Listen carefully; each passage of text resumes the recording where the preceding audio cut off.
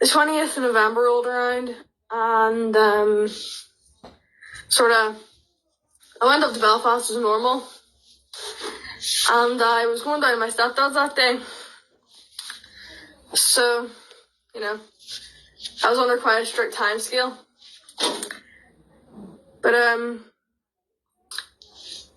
met this wee lad, and we started talking that day. We became really good friends, and he got saved that day, but unfortunately he's a backslider at the moment, and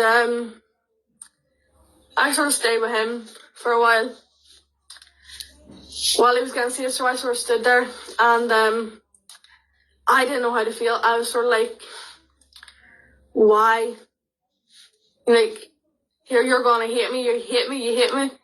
And I was under such strong conviction. I was nearly in tears that night, but I didn't know what to do. So, sort of chatted for a while. I went away, and it was the first time I'd ever thought about Christianity in any sort of positive light. So I came away. I stuck on a few worship tunes I remember listening to a couple of years ago. So I listened to them for the entire 2-hour journey down to my stepdad's. It was 2 songs that I kept listening to on repeat. And it was the Eye of the Storm and Everything Comes Alive, I think. Sat and listened to them on repeat for that entire 2-hour bus journey. And the next week in school was my mock week. So then I sort of decided, while I was chatting to my friend at the time, he was like, come up after your exams. I was like, okay. Okay, so I came up, sort of stood about for a while, and then I sort of came over to the group, sort of familiarised myself with everybody. And at this point I was still not fully willing to let go of who I wanted to be. And so I know the Lord has a plan for me as Ellie, and I knew that day. But I was still sort of going, here, but I want to be this. But then it struck me more and more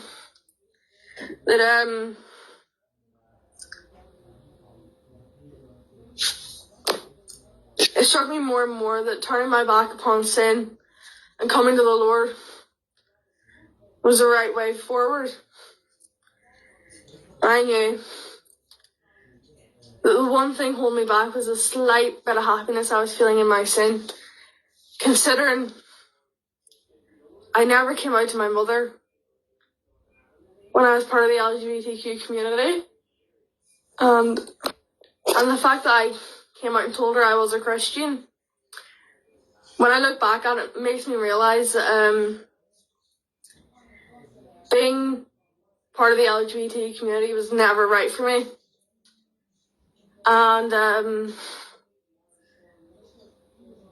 so that day I came home, and I was truly on the fence. I was leaning more towards yes, but then being who I wanted to be sort of kept pulling me back, saying, no, be who you want, dictate your own life, and make yourself who you want to be. But then, it was actually when I was sitting in my RE exam the next day, there was one question came up, and it was, what does Jesus teach about forgiveness? And I went away thinking about that.